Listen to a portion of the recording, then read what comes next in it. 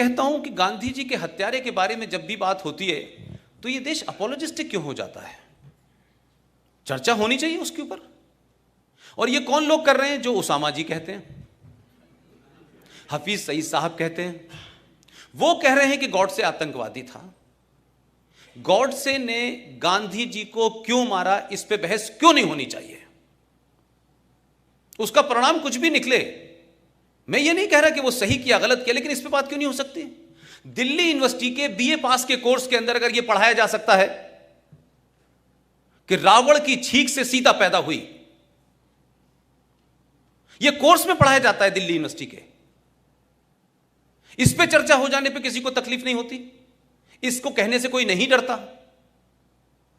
लेकिन गांधी जी के बारे में गॉडसे ने क्यों मारा? क्या गॉडसे कोई क्रिमिनल था? गॉडसे ने उससे पहले कोई 40-50 हत्याएं की थी? क्या उसका कोई ऐसा बैकग्राउंड था? तो इस पे चर्चा क्यों नहीं होती भाई? और अगर गॉडसे ने जिस भी कन्विक्शन के तहत मारा गया, लेकिन किसी भी कानून के तहत किसी भी हत्या को जस्टिफाई नहीं ठहराया जा सकता।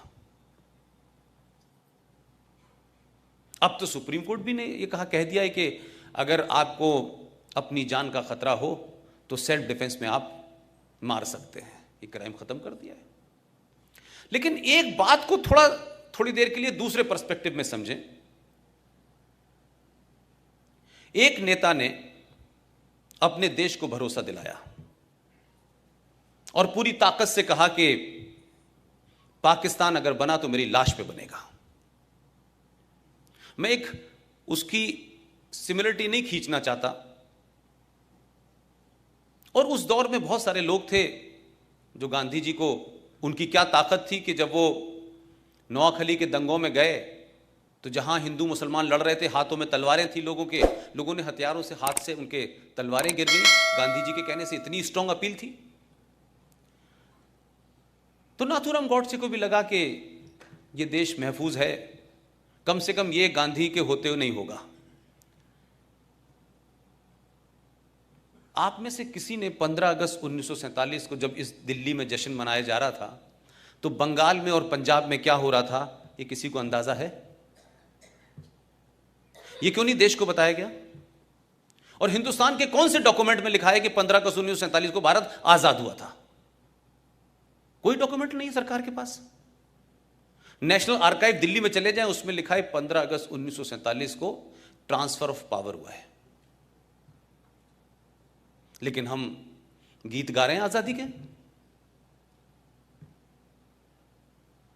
लिहाजा गांधी जी ने जो भरोसा देश को दिया, कोई तस्वीर ऐसी याद है हिंदुस्तान के किसी छोटे बड़े अखबार में कि जिस दिन 15 अगस्त को झंडा फहराया जा रहा था तो गांधी क्या कर रहे थे? गांधी थे कहां बैठे हुए थे? कोई प्रतिक्रिया है उनकी?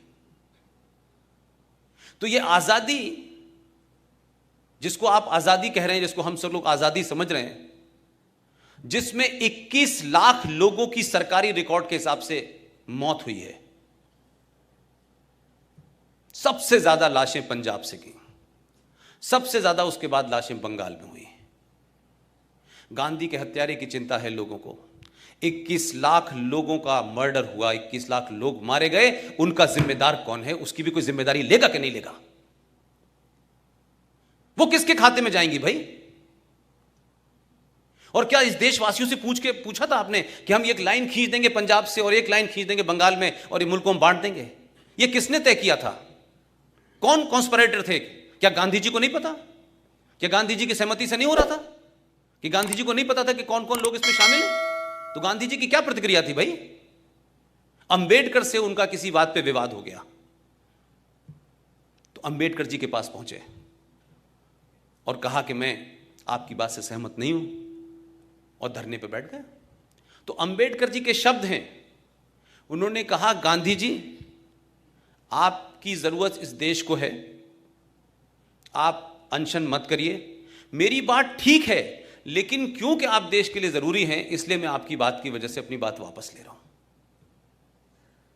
फिर एक दूसरी घटना घटी जब सुभाष चंद्र बोस को कांग्रेस का अध्यक्ष बनाया गया, तब भी गांधी जी ने धरना दे दिया। मैं आज पूछता हूं 2019 में, गांधी जी जब जिन्ना अपनी जिद पे अड़ गया था कि पाकिस्तान को बांटेंगे, तो आप उसके सामने धरने पे क्यों नहीं बैठे थे?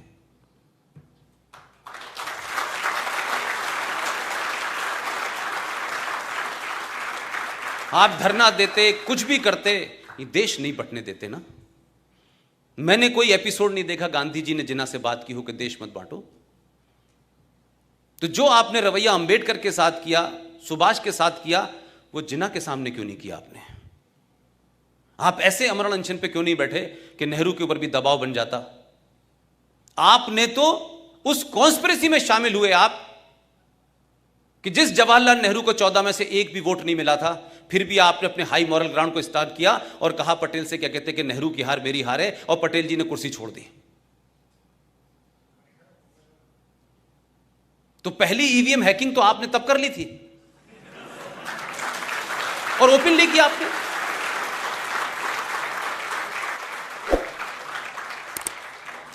तो हम किसी आदमी को एक देवता की जगह बैठा दें और फिर उससे कहेंगे जो तुम कर रहे हो वो ठीक है, और उस पर सवाल उठाएंगे तो लोग कहेंगे देखिए साहब गांधी जी के बारे में, गांधी जी ऐसे थे। भाई गांधी जी को क्रिएट किया गया, मेरा मानना यह है।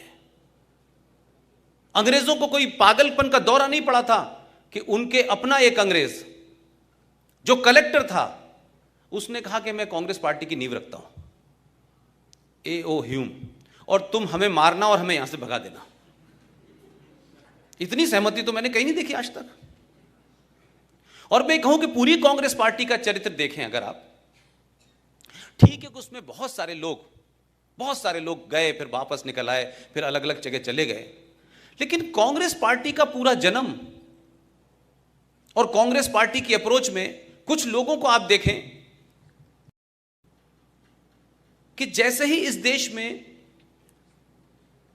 गरम दल का जैसे ही वो आगे बढ़ता था, तत्काल गांधी जी अनशन, अहिंसा, हम ये नहीं करेंगे, हम वो नहीं करेंगे। जब भी मैंने देखा कि ये ताकतें आगे बढ़ी, गांधी जी खड़े हो गए बीच में आके। और वही ग्रुप जिसे मैं चंडाल चौकड़ी कहता हूं, वही उनके साथ थी। सुभाष बाबू के मामले में गांधी जी ने अनशन किया था, वीर सावरकर के लिए अनशन किया था। तो जो लोग दिल्ली में थे और दिल्ली में सुबह सुबह लिखते थे लेटर टू डॉटर मॉर्निंग, दोपहर में भी लिखते थे, शाम में भी लिखते थे। अंग्रेज पूछता था ब्रेकफास्ट में क्या लेंगे और फिर खाने में क्या खाएंगे। ऐसी जेल अल्लाह करे पूरे देश को दे दे। और एक आदमी, हजारों लाखों लोग अंडमान से लेकर सब जगह थे, उनकी कहीं इस देश में जिक्र नहीं है। तो हम ये माने कि जो हमने नींव रखी है इस भारत की, ये एक बार ढह जाए तभी ठीक है, ये बगैर ढहे नहीं हो सकती।